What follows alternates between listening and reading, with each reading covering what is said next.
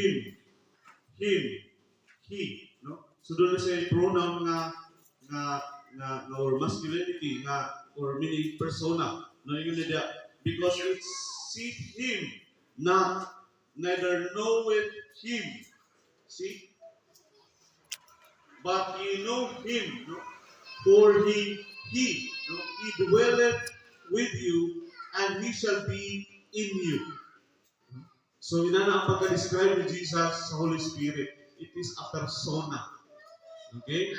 Now, buto na kayo ko sa inyo nga kani siya is doktrina din, no? Sa Holy Spirit na nagsuporta, no? Na ang atong triune God, no? Is working diyan sa itong kinabuhi as a person. No? Now, kung sa inyo na diya, ang persona or ang Holy Spirit dwelleth in us, and He shall be in you. In you. Okay? Busa dahil na i-promise si Ginoo diha, or promise si Jesus, I will not leave you comfortless. So dahil natin ikuha nga itong title. I will come unto you. So, salamat sa Ginoo. Verse 19, look at your Bible. Yet a little while, and the world seeth me no more. But ye see me. Because I live, ye shall live also. Now, unsa ni siya nga pululungon nga giisgutan ni Jesus Christ ani verse 19. Actually, mga igsoon, kung tanawin niyo ng Biblia, Jesus is unsa? Iyang explain nga siya mamatay. Pagkahuman, dili ko ninyo makita, but in a little while, you will see me. Now, sa mga yung promise, look at your Bible. Ma-amaze mo. Sige nila, because I live, sige nila, preceding words, ye shall also, or ye shall live also. Iyon na diya, yet a little while, ang kalimutan din ko makita nga naman. Tungod kay, mamatay siya. Pero, inyo na ko makita. Nagpamatuon niya nga doon na resurrection.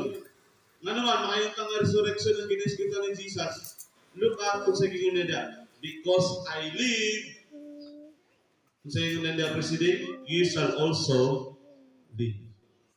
See? Kung sa wala pa nila taluwa, wala pa naman tayo si Jesus.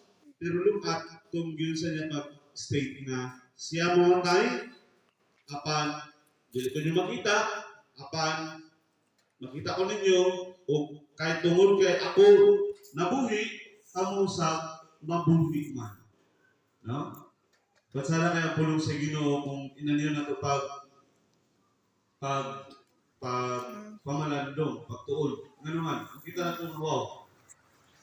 Jesus is telling nga he is although kanang medyo pantama, matay si Jesus ani. But do not promise. And you know that because I live, you shall also live. Isn't it comforting? Nato make so. Wala pa siya namatay na ini ha. Pero yan ang i-predict na. Now, verse 20. At that day, di ba ang sabihin niya yung dia? At that day, na ma-resurrect na ko, at that day, you shall know that I am in my Father. Nga naman, ang mga tao sa una, dili katoo, nga siya pinadala sa Amahan. Pero ba niya ginistoryahan, yan yung mga tinunan. Okay? Now, verse 20 is a confirmation na si Jesus, no? Ang word din ha, kung tanawin niyo yung mga Biblia, kung ang inyong I am is naka-italize, no? Nakatagilid, no? Tungod kay kanang I am din ha, no? Is referring to sa Old Testament na gipangutana ni Moses ang Ginoo, no? Kung kinsa man ako ipaila kanin mo. Yung saan pa makapagpaila sa Pharaoh, no? Ingon siya, I am what I am.